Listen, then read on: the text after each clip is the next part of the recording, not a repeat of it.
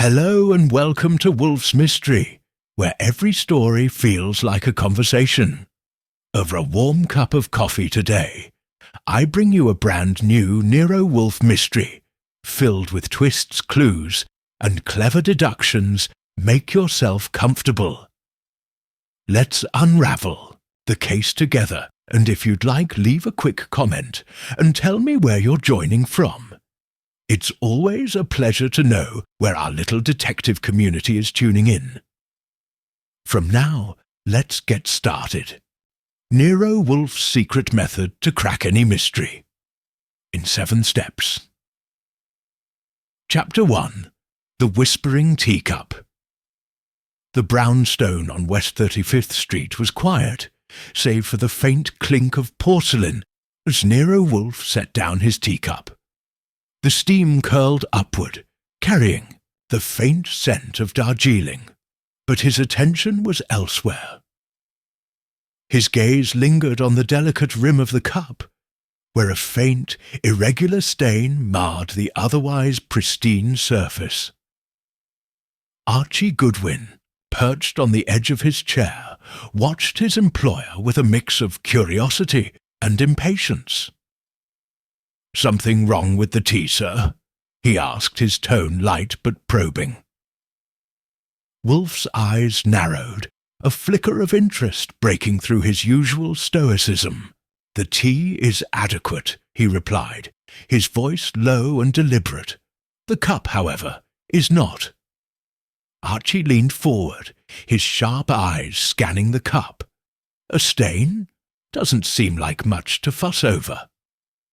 "Precisely," Wolfe murmured, his fingers brushing the rim. "A stain so faint one might overlook it. Yet it is there, too dark for tea alone. Curious, wouldn't you say?" Archie shrugged. "Could be anything. Coffee, maybe, or just a lazy dishwasher." Wolfe's lips twitched, the barest hint of a smile. "Perhaps. Or perhaps it is a whisper, a clue left behind by someone who did not wish to be heard." Before Archie could respond, the door to the office swung open, and Fritz Brenner, Wolfe's chef and confidant, entered with a silver tray. "A visitor, sir," he announced, his tone neutral, but his eyes betraying a flicker of unease. "A Mrs. Evelyn Hartwell. She insists it's urgent." Wolfe's brow lifted, the faintest sign of interest. "Urgent," he repeated, as if tasting the word. "Show her in, Fritz." Moments later, a woman in her late 40s swept into the day room, her tailored suit and pearl necklace speaking of wealth, but her trembling hands betraying her distress. She paused at the threshold, her eyes darting between Wolfe and Archie. "Mr. Wolfe," she began, her voice unsteady, "I need your help. My husband, he's been murdered." Wolfe leaned back in his chair, his fingers steepled. "Murder," he said, the word hanging in the air like a storm cloud. "A grave matter indeed. Please sit, Mrs. Hartwell, and tell me everything." As she settled into the red leather chair, Archie produced his notebook, his pen poised. Mrs. Hartwell took a deep breath, her hands clasped tightly in her lap. "It was last night," she began. "We were hosting a dinner party. Everything seemed normal, but then he collapsed, right there at the table. The doctors said it was a heart attack, but I know better. Someone did this to him." Wolfe's gaze sharpened. "What makes you so certain?" She hesitated, her eyes flicking to the teacup on Wolfe's desk. "Because of the tea," she whispered. "He drank it just before he collapsed. And now I found this." She reached into her purse and pulled out a small, crumpled note. It was in his pocket. Wolfe took the note, his eyes scanning the hastily scrawled words. "Beware the teacup." Archie let out a low whistle. Well, that's not ominous at all. Wolfe ignored the quip, his mind already racing. "Tell me, Mrs. Hartwell," he said, his tone measured. "Who served the tea?" Her face paled. "I did," she admitted, "but I swear I didn't." Wolfe held up a hand, silencing her. "I am not accusing you, madam. I am merely gathering facts. Who else was present at this dinner?" She rattled off a list of names, business associates, friends, a distant cousin. But Wolfe's attention was drawn to one in particular. Victor Langston, her husband's business partner. Mr. Langston, Wolfe mused. A man with much to gain, perhaps? Mrs. Hartwell's eyes widened. "You think he—" "I think nothing yet," Wolfe interrupted. "But I will. Archie, make the necessary arrangements. We have a dinner party to reconstruct." As Mrs. Hartwell left, her steps faltering but her resolve firm, Wolfe turned back to the teacup. The stain seemed to glint in the light, a silent witness to the secrets it held. Archie closed his notebook, a grin tugging at his lips. "So, what's the plan, boss? Start with the teacup." Wolfe's eyes gleamed. "Indeed, the teacup whispers, Archie, and we must listen." Chapter 2. The Clockmaker's Silence. The dining room of the Hartwell mansion was a study in opulence. Crystal chandeliers, mahogany furniture, and walls lined with portraits of stern-faced ancestors. But beneath the grandeur, there was an air of unease, as if the room itself was holding its breath. Nero Wolfe stood at the head of the table, his imposing frame dwarfing the delicate chairs. His eyes swept the room, taking in every detail. The placement of the silverware, the faint scuff, marks on the floor, the way the light filtered through the heavy drapes. Archie Goodwin lingered by the doorway, his sharp eyes cataloguing the faces of the assembled guests. Mrs. Hartwell had gathered the same group from the fateful dinner party, though their expressions ranged from curiosity to outright hostility. Victor Langston, a tall man with a hawk-like nose and piercing eyes, leaned against the mantelpiece, his arms crossed. Beside him stood Clara Hartwell, the victim's niece, her hands twisting a lace handkerchief. The others, a mix of business, associates and family friends, shifted uncomfortably in their seats, their murmurs fading as Wolfe cleared his throat. "Ladies and gentlemen," he began, his voice calm but commanding, "thank you for indulging me. I understand this is an unusual request, but I assure you it is necessary." Langston snorted, his voice dripping with disdain. "Necessary? To relive the worst night of our lives? This is absurd." Wolfe's gaze settled on him, unflinching. "Murder is absurd, Mr. Langston, yet here we are." The room fell silent, the weight of Wolfe's words hanging in the air. Archie stepped forward, his tone light but firm. "Let's start with the basics. Who sat where during the dinner?" Mrs. Hartwell gestured to the seats, her voice trembling slightly. "My husband was here at the head of the table. I was to his right, and Mr. Langston to his left. Clara was next to me, and the others filled in around us." Wolfe nodded, his eyes narrowing as he studied the arrangement. "And the teacup," he said, turning to Mrs. Hartwell. "Where was it placed?" She pointed to the spot in front of her husband's chair. "There. He always drank tea after dinner. It was a habit." "Who poured the tea?" Wolfe asked, his tone casual but his eyes sharp. "I did," Mrs. Hartwell admitted, "but I swear I didn't." Wolfe held up a hand, silencing her. "I am not accusing you, madam. I am merely reconstructing the scene. Who else handled the teacup?" Clara Hartwell raised a timid hand. I passed it to him, but only for a moment. I didn't touch the tea itself." Wolfe's gaze shifted to her, his expression unreadable. "And you, Mr. Langston, did you handle the cup?" Langston's jaw tightened. "No, I don't even drink tea." "Convenient," Archie muttered under his breath, earning a sharp look from Wolfe. The detective turned his attention to the others, his questions precise and probing. Each answer added a piece to the puzzle, but Wolfe's focus kept returning to the teacup.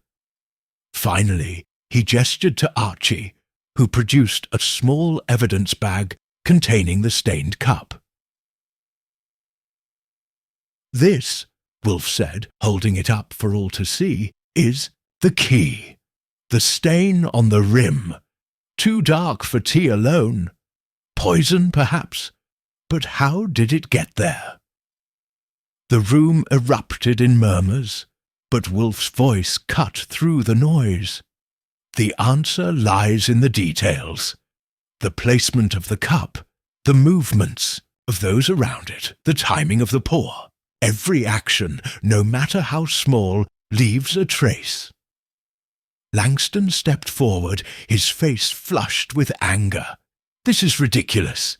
You're wasting our time with this nonsense. If you're so clever, why don't you just tell us who did it?" Wolfe's lips curved into a faint smile. "Patience, Mr. Langston. The truth reveals itself in due time. For now, I suggest you all reflect on your actions that night. The smallest detail may prove to be the most significant." As the guests dispersed, their whispers filled the room like a low hum. Archie approached Wolfe, his notebook in hand. "Well, any leads?" Wolfe's eyes gleamed. "The clock," he said, gesturing to an ornate grandfather clock in the corner. "It stopped at precisely 9:07, the time of death according to the coroner's report." Archie frowned. "So, clocks stop all the time?" "Indeed," Wolfe replied. "But this one was wound daily by Mr. Hartwell himself. A man of routine, as his wife described him, for it to stop at the exact moment of his death. Curious, wouldn't you say?" Archie's eyes widened. "You think someone tampered with it?" Wolfe's smile deepened. "The clockmaker's silence speaks volumes, Archie, and I intend to listen." Chapter 3. The Orchid's Shadow. The study of the Hartwell mansion was a stark contrast to the dining room. Smaller, more intimate, and lined with shelves of leather-bound books. A single orchid sat on the desk, its petals a deep, velvety purple. Nero Wolfe stood before it, his hands clasped behind his back, his gaze fixed on the delicate bloom as if it held the answers to the mystery. Archie Goodwin leaned against the doorframe, his arms crossed. "You're not seriously considering the orchid as a suspect, are you?" Wolfe's lips twitched, the barest hint of a smile. "The orchid, Archie, is a symbol. A reminder that beauty often conceals danger." Archie raised an eyebrow. "Poetic, but not exactly helpful." Wolfe turned, his expression serious. "The clock, Archie. It stopped at 9:07, the time of death. But why?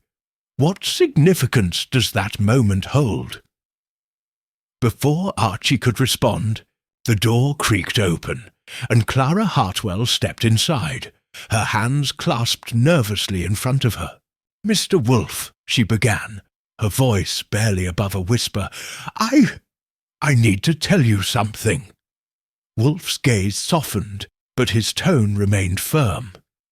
"Speak, Miss Hartwell. Every detail matters." She hesitated, her eyes darting to the orchid. "It's about the clock. My uncle, he was very particular about it. He wound it every night at exactly 9. But that night he didn't." Archie straightened, his interest piqued. "Why not?" Clara's face flushed. Because I distracted him. I asked him to look at something in the garden. I didn't think it would matter." Wolfe's eyes narrowed. "And what, precisely, did you show him?" She swallowed hard. A shadow. Between the rose bushes. I thought I saw someone there, but when we looked, there was no one." Wolfe's gaze shifted to the window, his mind racing. "A shadow," he murmured. "Or a diversion." Clara's eyes widened. "You think I—" Wolfe held up a hand, silencing her. "I think nothing yet. But your actions that night are of great interest. Tell me, Miss Hartwell, who else knew of your uncle's routine with the clock?" She frowned, thinking. "Everyone, I suppose. It was no secret. He was very proud of it." Wolfe nodded, his expression thoughtful. "Thank you, Miss Hartwell. You've been most helpful." As she left, Archie turned to Wolfe, his brow furrowed.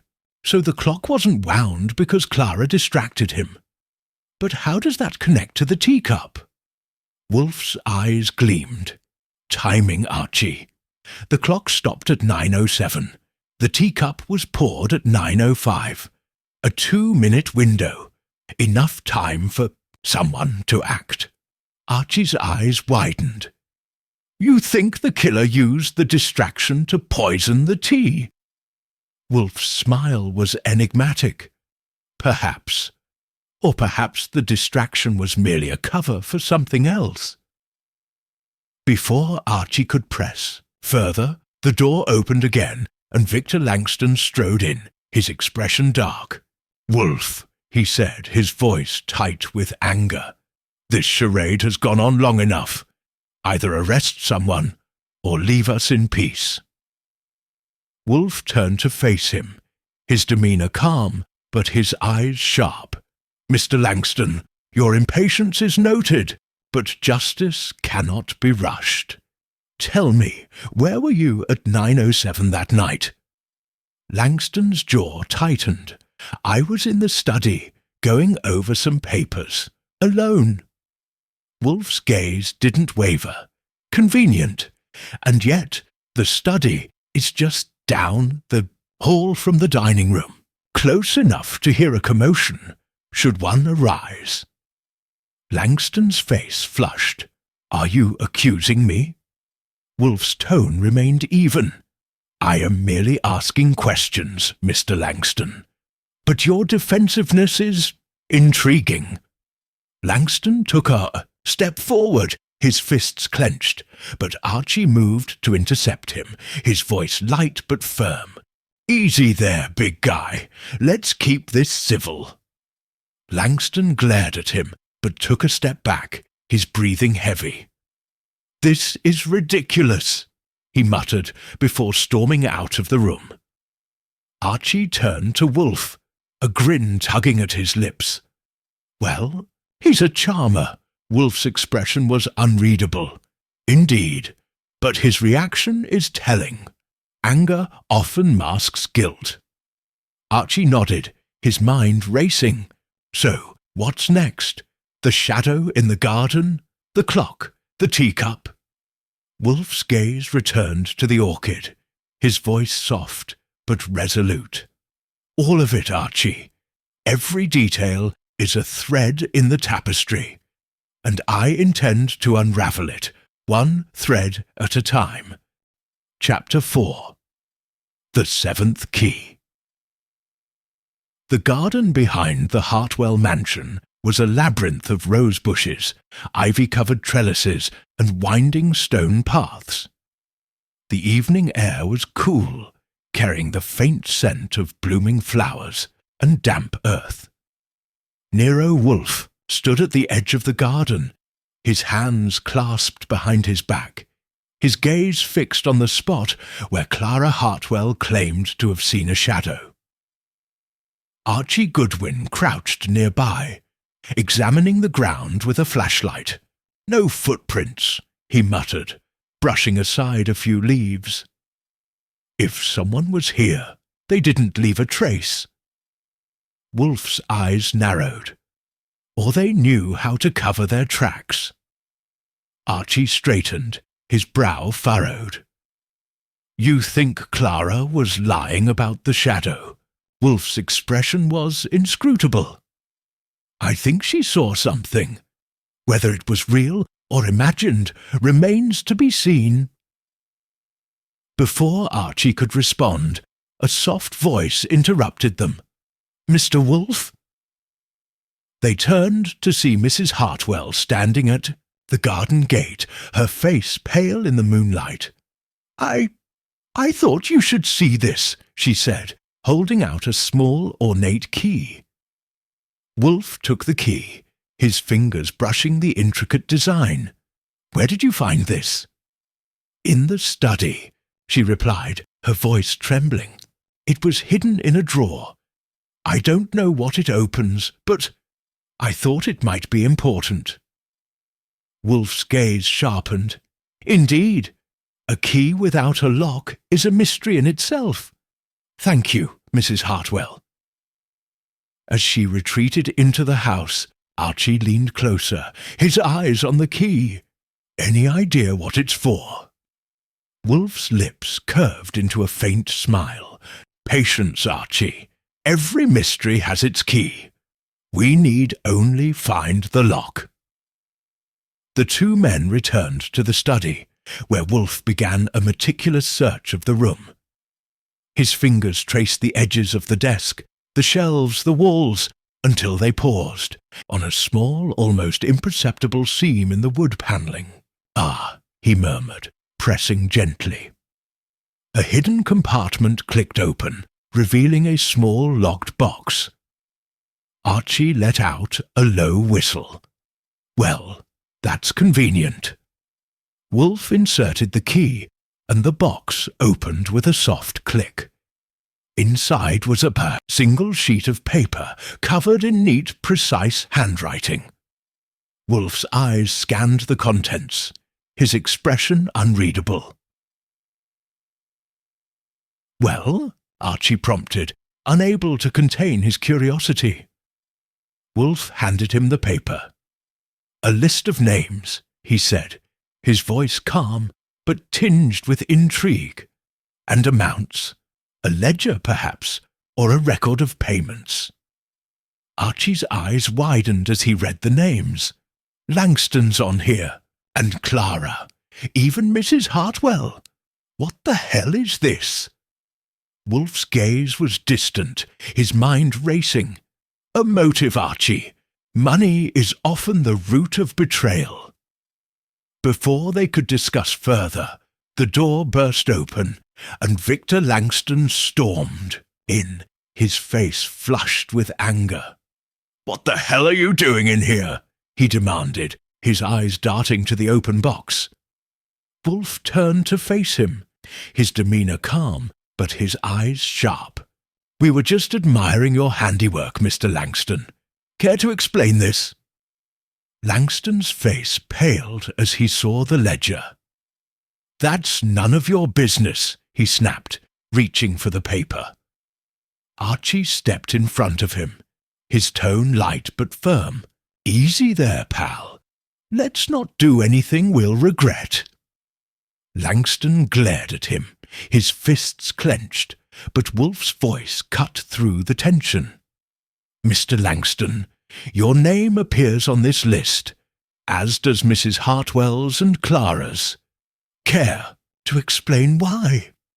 Langston's jaw tightened. "It's private, a business matter, nothing to do with you." Wolfe's gaze didn't waver. "Everything in this house is my business now, especially when it pertains to murder."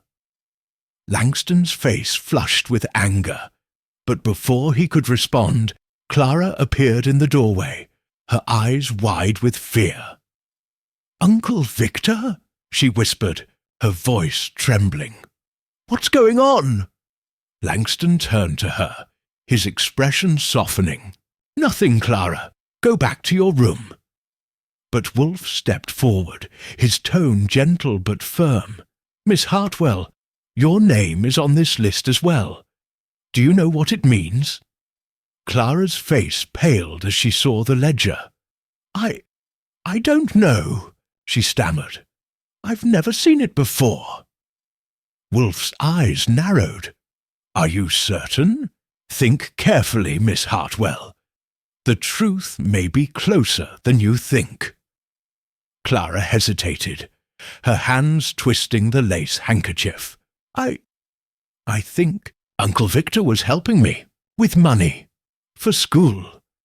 But I didn't know it was like this." Langston's face darkened.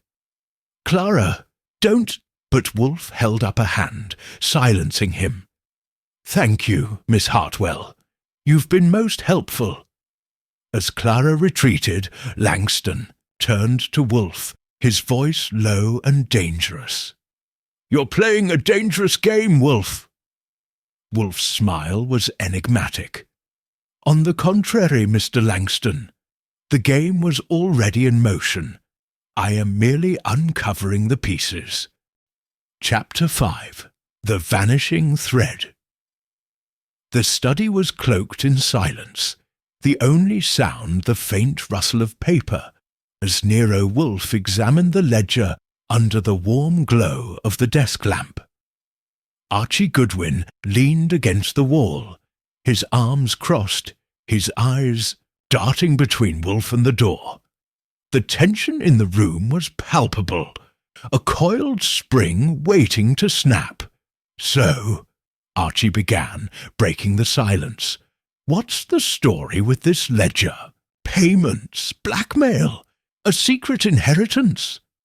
Wolfe's fingers traced the neat rows of names and numbers, his expression inscrutable.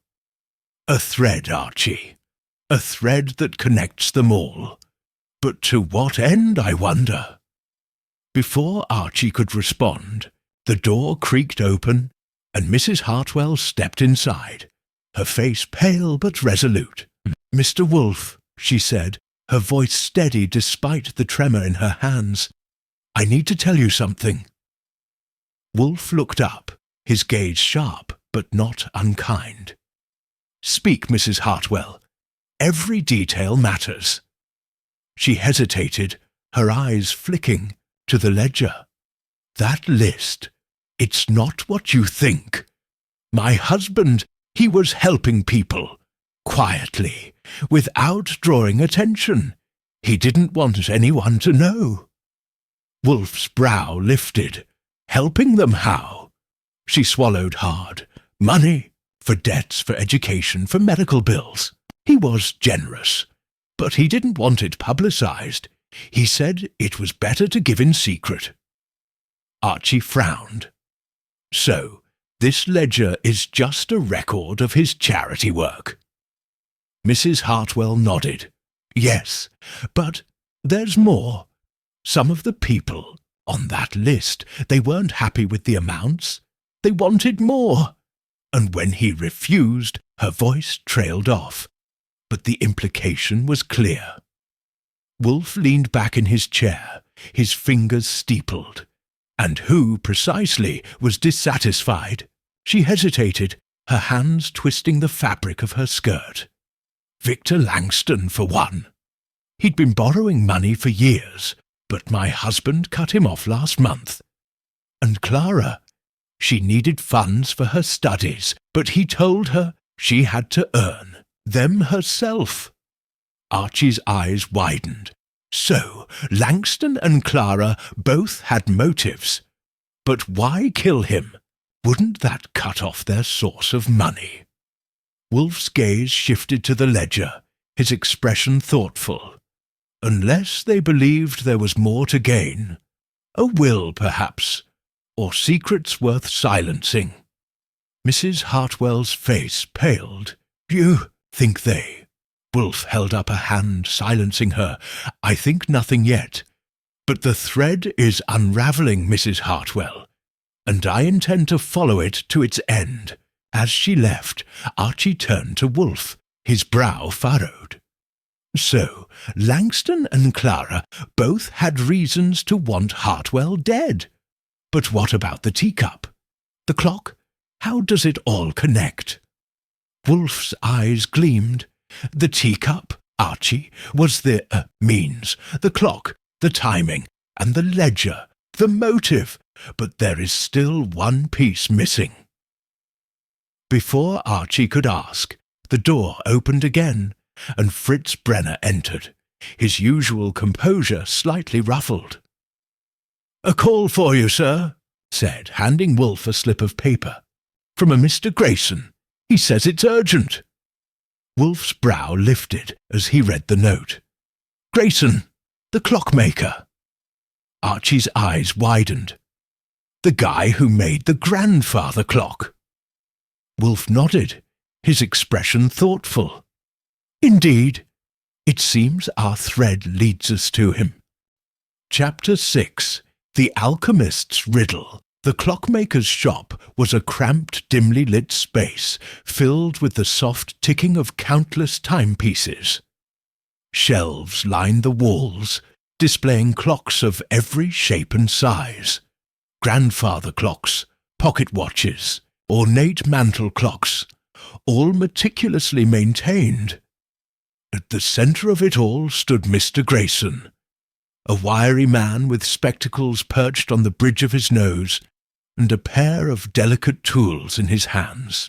He looked up as Nero Wolfe and Archie Goodwin entered, his expression a mix of curiosity and apprehension. "Mr. Wolfe," Grayson said, setting down his tools, "I've been expecting you." Wolfe inclined his head, his gaze sweeping the room. "You have a remarkable collection, Mr. Grayson, a testament to your craft." Grayson's lips twitched into a faint smile. "Thank you, but I suspect you're not here to admire my work." "Indeed not," Wolfe replied, his tone measured. "We're here about the Hartwell clock, the one that stopped at 9:07. Grayson's smile faded, replaced by a look of unease. "Ah, that clock. A fine piece, though it's caused quite a bit of trouble." Archie stepped forward, his tone light but probing. "Trouble? How so?" Grayson hesitated, his fingers fidgeting with a small screwdriver. "It's complicated. The clock was designed with a unique mechanism, a fail-safe, if you will. If tampered with, it would stop at the exact time of interference." Wolfe's eyes gleamed. "And who would know about this mechanism?" Grayson's gaze dropped to the floor. "Only a handful of people. Myself, of course, and the person who commissioned it." Archie's brow furrowed. "Who commissioned it?" Grayson hesitated again, his voice barely above a whisper. "Victor Langston." The room fell silent, the ticking of the clocks suddenly deafening. Wolfe's expression remained impassive, but Archie let out a low whistle. "Langston." So he knew about the failsafe, which means he could have used it to cover his tracks. Wolfe's gaze shifted to Grayson, his tone calm but firm. "Tell me, Mr. Grayson, did Mr. Langston ever ask you to modify the clock?" Grayson's face paled. "No, but he did ask for a copy of the schematics, said he wanted to understand how it worked." Wolfe's lips curved into a faint smile. "And did you give them to him?" Grayson nodded reluctantly. "Yes, I didn't think it would be a problem. He was a friend of the family after all." Wolfe's eyes narrowed. "A friend with much to gain, it seems." Before Grayson could respond, The door to the shop opened, and Clara Hartwell stepped inside, her face flushed and her breathing uneven. "Mr. Wolfe," she said, her voice trembling, "I need to speak with you. It's urgent." Wolfe turned to her, his expression unreadable. "What is it, Miss Hartwell?" She hesitated, her eyes darting to Grayson and Archie. "It's about the ledger. I lied earlier. I knew about the payments, but not just for my education. There was more." Archie's eyes widened. "More? Like what?" Clara's hands twisted the lace handkerchief she always carried. "Uncle Victor, he was using the money to fund a business venture, something secret. He said it would make us all rich, but I think it was illegal." Wolfe's gaze sharpened. "And your uncle? What did he think of this venture?" Clara's face crumpled. "He found out. He was going to expose it. That's why I think Uncle Victor killed him." The room fell silent again, the weight of her words hanging in the air. Wolfe's expression remained calm, but his mind was racing. "Thank you, Miss Hartwell. You've been most helpful." As she left, Archie turned to Wolfe, his brow furrowed. So Langston was running some shady business, and Hartwell was about to blow the whistle. That's motive. But what about the teacup? How does it fit in? Wolfe's eyes gleamed. The teacup, Archie, was the alchemist's riddle, a vessel that transforms the ordinary into the deadly. But who wielded it? Before Archie could respond, Grayson cleared his throat, his voice hesitant. "There's one more thing. The clock. It wasn't just a failsafe. It was also a timer." Wolfe's gaze shifted to him, his interest piqued. "A timer?" Grayson nodded. "Yes, if set correctly, it could trigger an event at a specific time. A mechanism, perhaps, or a distraction." Wolfe's smile deepened. "A distraction, indeed. Thank you, Mr. Grayson. You've been most illuminating." Chapter 7. The Final Stroke of Midnight. The Hartwell mansion was eerily quiet, the kind of silence that seemed to press against the walls. Nero Wolfe stood in the dining room, his gaze fixed on the grandfather clock, its hands frozen at 9:07. Archie Goodwin lingered nearby, his arms crossed, his eyes darting between the clock and the teacup on the table. The pieces of the puzzle were there, but the final connection remained elusive. "All right, boss," Archie said, breaking the silence. "We've got the clock, the teacup, the ledger, and a whole lot of motive. But how does it all come together?" Wolfe's lips curved into a faint smile. "Patience, Archie. The final stroke of midnight reveals all." Before Archie could respond, the door opened, and Victor Langston strode in, his face flushed with anger. "This ends now, Wolfe," he said, his voice tight. "You've been poking around long enough. What do you want?" Wolfe turned to face him, his demeanour calm, but his eyes sharp. "The truth, Mr. Langston, nothing more." Langston's jaw tightened. "The truth? You want the truth? Fine." Hartwell was a fool. He thought he could control everything. His money, his family, even me. But he couldn't. And when he threatened to expose my business, I had no choice. Archie's eyes widened. "So, you admit it? You killed him?" Langston's face twisted into a sneer. "I didn't say that. I said I had no choice. But I didn't kill him. I didn't have to." Wolfe's gaze narrowed. "Explain." Langston hesitated, his eyes darting to the clock. "The clock was my insurance. I knew Hartwell's routine. Wind it at 9, every night without fail. So I set a trap, a small mechanism triggered by the clock. When it stopped, it would release a gas, odourless, colourless, deadly. But I didn't count on Clara. Wolfe's brow lifted. Clara. Langston nodded, his expression grim. She distracted him. He never wound the clock. The gas was never released. But someone else took advantage of the distraction. Before Wolfe could respond, the door opened again, and Mrs. Hartwell stepped inside, her face pale but resolute. "It was me," she said, her voice trembling but firm. "I killed him." The room fell silent, the weight of her words hanging in the air. Archie's eyes widened. "You! But why?" Mrs. Hartwell's hands twisted the fabric of her skirt. "Because I couldn't take it any more. The secrets, the lies, the constant fear.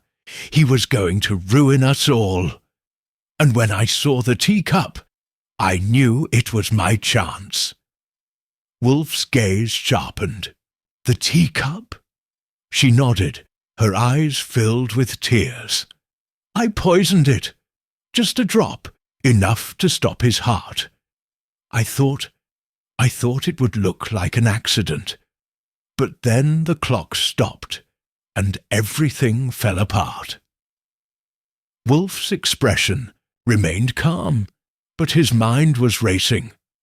"And the shadow in the garden?" Mrs. Hartwell hesitated. "That was me too. I needed a distraction, so I staged the shadow to draw Clara and Hartwell away. But I didn't count on you, Mr. Wolfe. You saw through it all." Wolfe's lips curved into a faint smile. "Indeed, the truth, Mrs. Hartwell, has a way of revealing itself." As the room fell silent again, Archie turned to Wolfe, his brow furrowed. "So Langston set the trap, but Mrs. Hartwell pulled the trigger. What now?" Wolfe's gaze shifted to the clock, his expression thoughtful. "Now, Archie, we let justice take its course. The final stroke of midnight has struck, and the mystery is solved."